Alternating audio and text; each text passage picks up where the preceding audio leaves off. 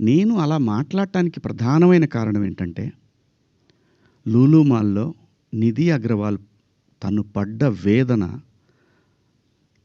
తన కార్‌లోకొచ్చిన తర్వాత తను ఎంబ్రాసింగ్‌గా ఎలా ఫీల్ అయిందో, అది నా మైండ్‌లోంచి పోలేదు. వారం రోజులవుతున్నా నా మైండ్‌లోంచి పోలా. ఆ తర్వాత ఇమ్మీడియేట్‌గా సమంత గారి మీద.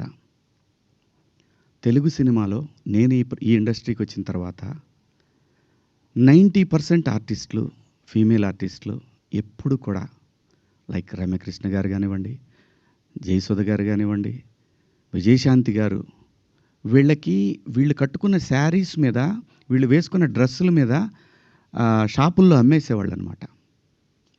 నేను ఎవ్వరిని ఈ డ్రెస్సులు వేసుకోండి, ఆ డ్రెస్సులు వేసుకోండి, మీరు కప్పేసుకోండి అని నేను చెప్పలేదండి.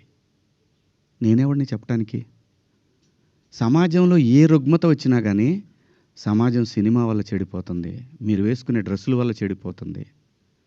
మీ సినిమా వల్లనే ఈ ప్రపంచం నాశనం అవుతుందనే మాటలు వింటూ ఉన్నాం కాబట్టి తరచు.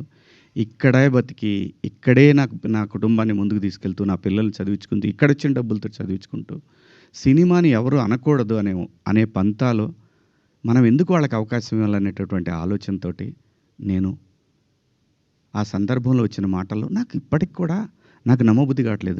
నేను ఆ 2 పదాలు నాకు ఎందుకు వచ్చినాయని.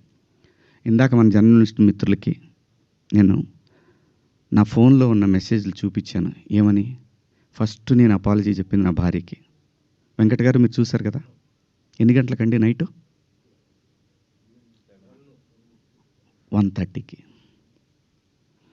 11:18 మా వాడికి నాకే ఎందుకో కొట్టింది. ఏది జారింది. క్షమాపణ చెప్దామని చెప్పి బాత్రూమ్‌లో ఇంట్లో వాళ్ళందరూ బాధపడుతుంటే బాత్రూమ్‌లో షూట్ చేసి నేను మా వాడికి పంపించా. అది మీకు కూడా వినిపించాను వెంకట్ గారు, వేణు మీకు వినిపించాను.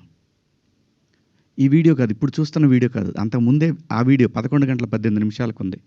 నేను మా ప్రసాద్‌కి పంపించా. వేసేద్దాం అబ్బా ఎందుకని.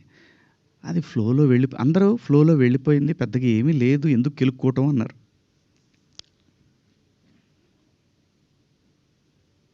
సో, కర్మ ఎలా కాలిందో తెలీదు.